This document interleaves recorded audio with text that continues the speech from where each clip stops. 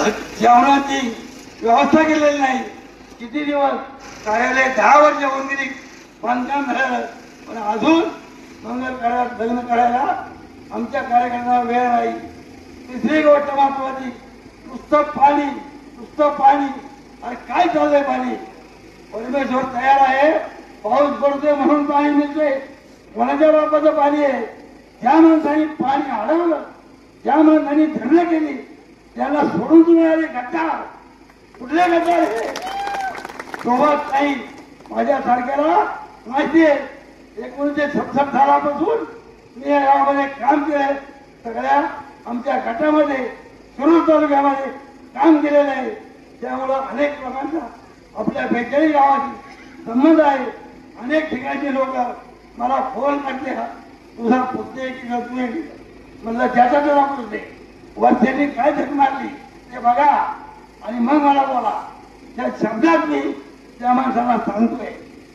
किती लोकांना फसवता पुढच्या साहेबांनी नुसतं ते पाणी रस्ता मारला नाही।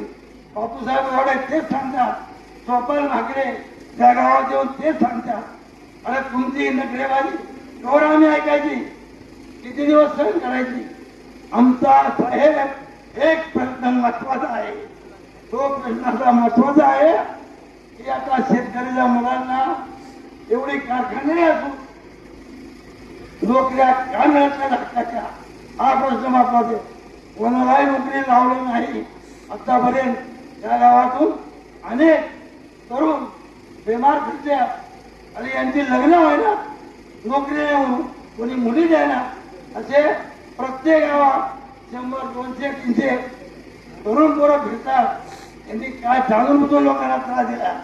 अनेक काही गोष्टी सांगण्यासारख्या भरपूर आहेत, ज्या तुम्हाला आपण नंतर सांगू।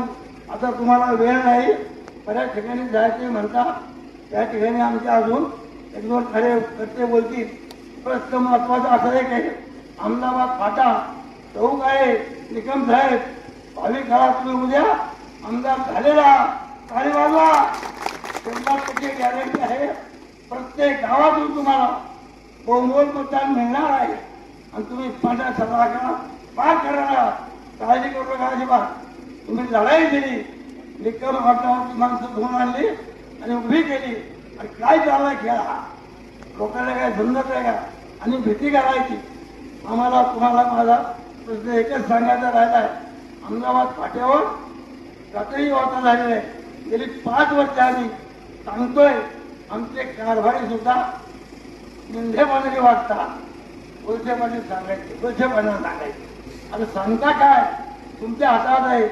जिल्हा परिषद बरखास्त केल्या, अजून निवडणुका नाही, 2 पुढल्या आशेवर जगतोय, कशा जगतोय, काय चाललंय? आणि म्हणून टिकम साहेब, तुम्ही उद्याच्या 20 तारखेला गॅरंटेड तुम्हाला बहुमत मिळणार आहे। बरोबर 23 तारखेला आपल्याला गुलाल घ्यायचा आणि तुमचा उद्योग करायचा। काळजी करू नका, सगळे तरुण तुमच्या पाठीशी आहे। पण तरुणांसाठी आपण काम कराल ही आमची हक्काची मागणी आहे, एवढी तुम्हाला विनंती करतो। आणि या ठिकाणी